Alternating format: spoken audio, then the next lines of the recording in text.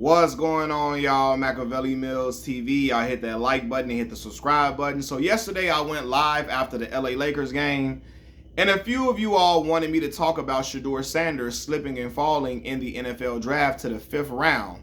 And he was the 144th pick. He was the 144th pick, and he got drafted in the 5th round, right?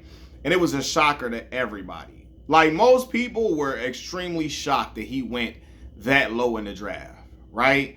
Especially after he was slated to go really, really high. He was slated as a first-round pick in a lot of people's opinion.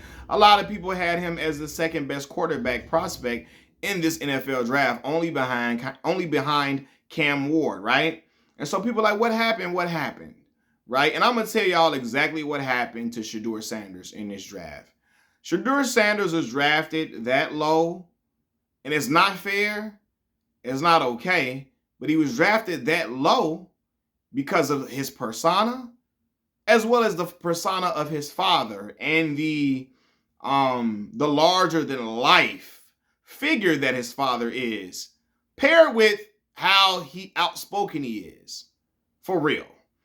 What do I mean by that? I'm going to break that down. So Shedeur Sanders has the confidence of a Hall of Fame quarterback already, which is something that you would want in your quarterback, because a quarterback, you have to be confident to play that position. Be a football player and professional football player in the NFL, you have to be confident. Confidence is everything, but especially at the quarterback position. So most organizations want a guy who's extremely confident, right? But Shedeur carries it in a completely different way than just just confidence. He got a little, he got a different type of aura, a spirit, a braggadocious type of aura and spirit on him. He got prime on him heavily.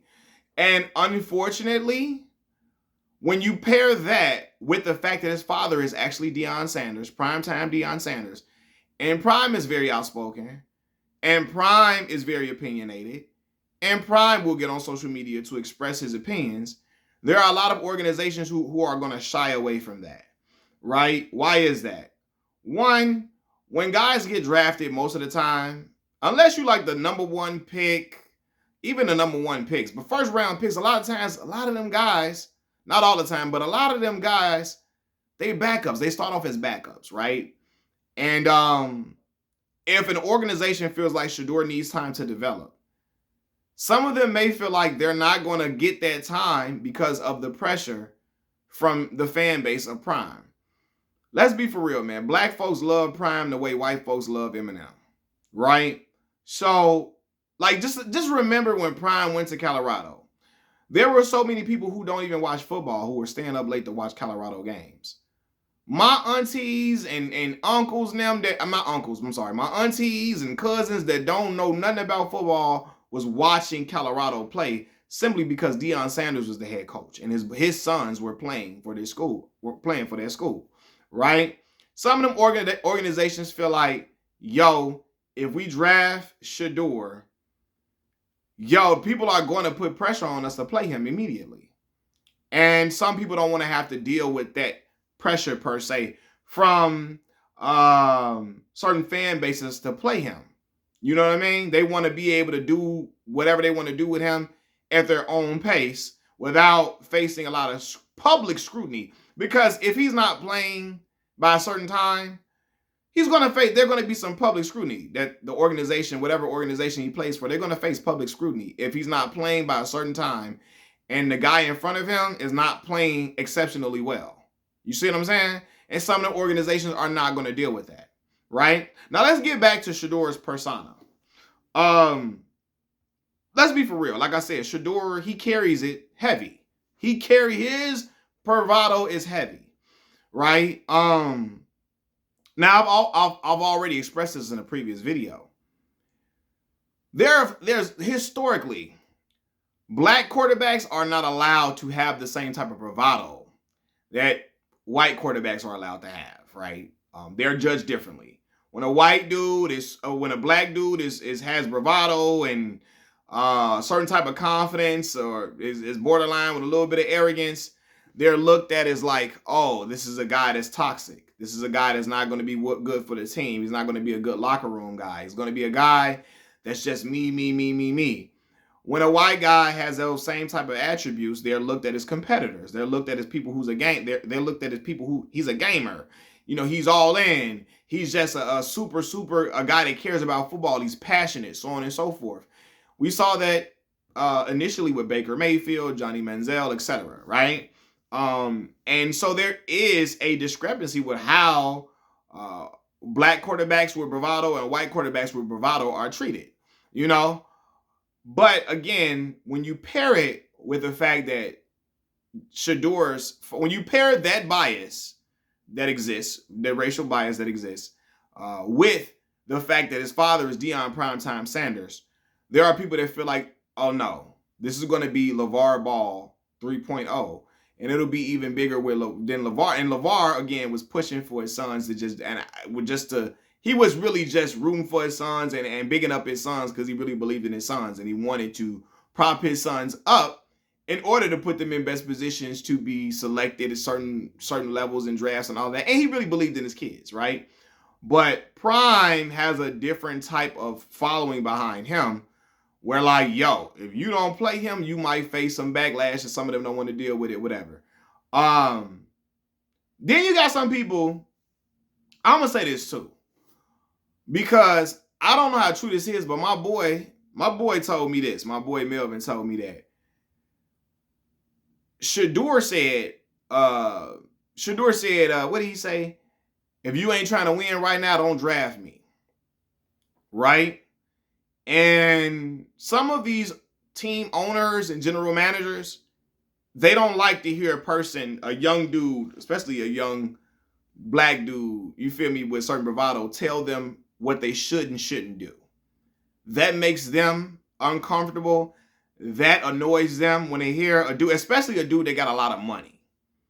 Because Shadur is not the average college quarterback that's trying to get to the league, that's trying to change his family's life, that's trying to create generational wealth for his family. Generational wealth has already been created through his father. And it's continuing through him, his brothers, all that. His brother got his own media company. Shadur is a football player. Shiloh just got picked up as an undrafted. He just got signed after being undrafted. All of that. Generational wealth has already been created for him.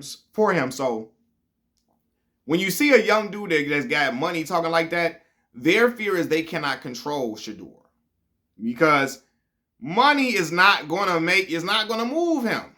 You feel me? Because with other players, you can say, hey, if we draft you this low, you're going to act right because, you know, you ain't getting the money that you want to get.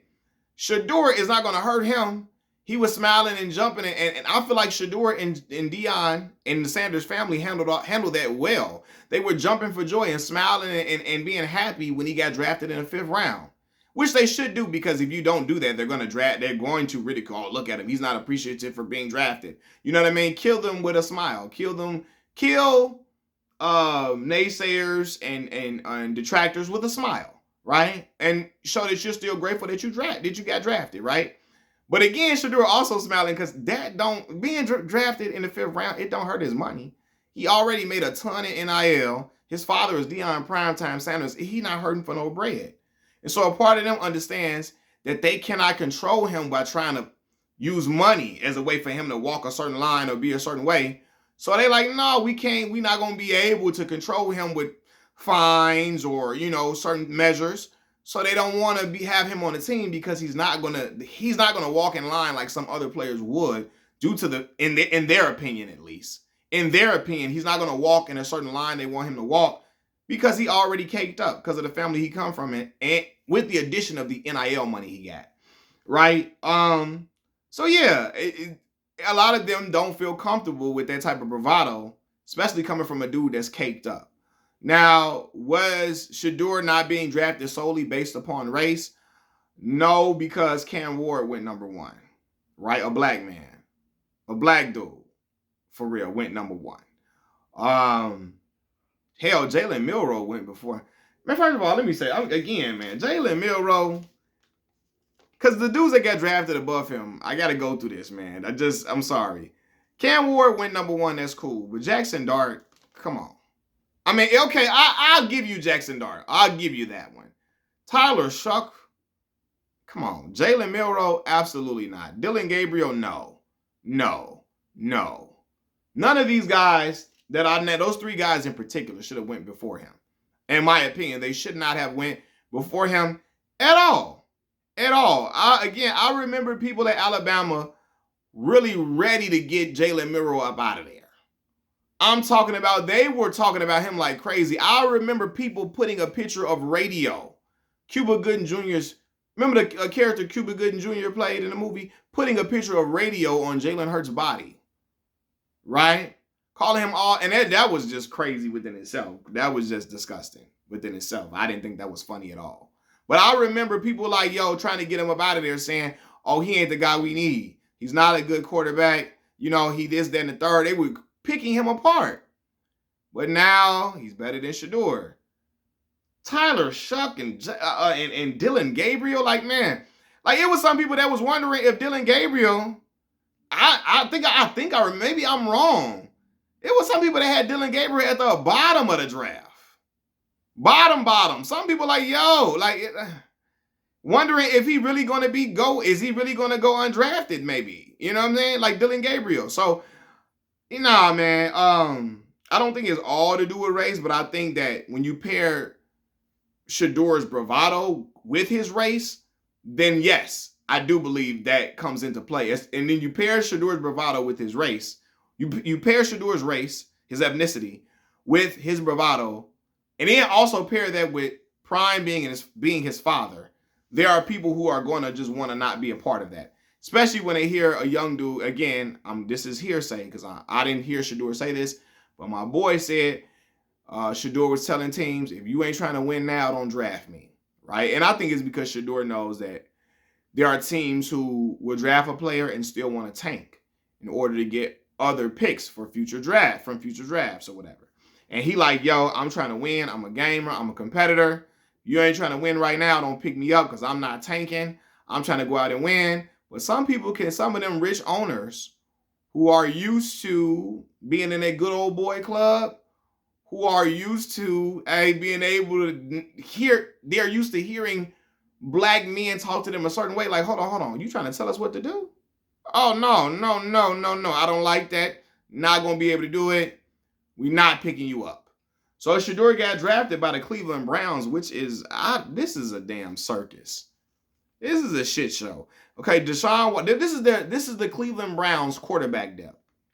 Deshaun Watson, Joe Flacco, Kenny Pickett, Dillon Gabriel, and then Shedeur Sanders. Come on. 5 quarterbacks on the roster. What are you finna do with all these guys? You know what I'm saying?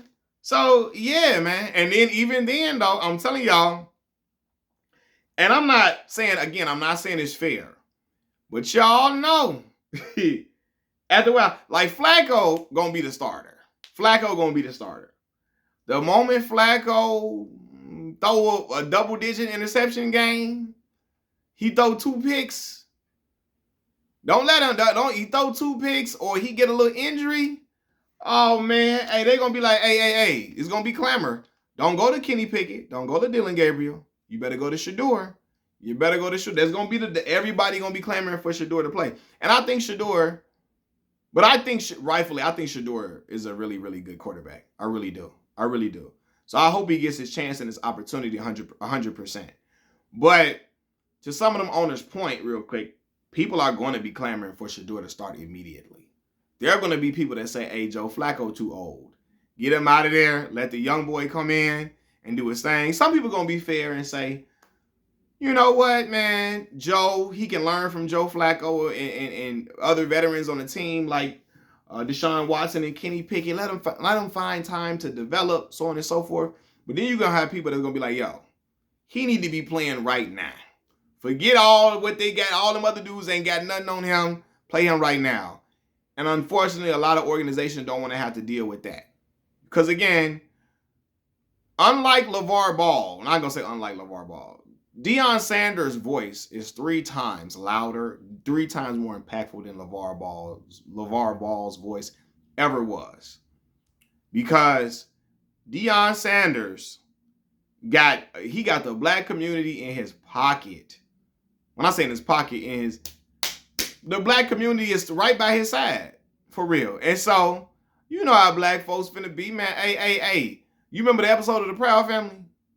Put my grandbaby in the game. Remember Sugar Mama was watching when Penny wasn't allowed to play because she was a girl, Penny Proud, right? And Sugar Mama was on the sidelines. Put my grandbaby in the game. I said, put my grandbaby in the game. It's gonna be older black grandmamas and black aunties. They're gonna be hollering, put their grandbaby Shedeur in the game. And I want Shedeur to play, you feel me? But some organizations gonna be looking at that like, hell nah, I don't want to have to deal with that. Because it's going to be a lot of pressure on them to push Shedeur in the game from the black community, from Colorado's fan base, which was a lot of black folks.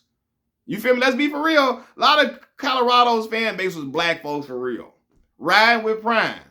You feel me? So, yeah. I know some of y'all might feel like it sounds like I'm teeter-tottering, but I'm really just laying down both sides of the coin and why a team would feel like that about not wanting to draft Shedeur, you know?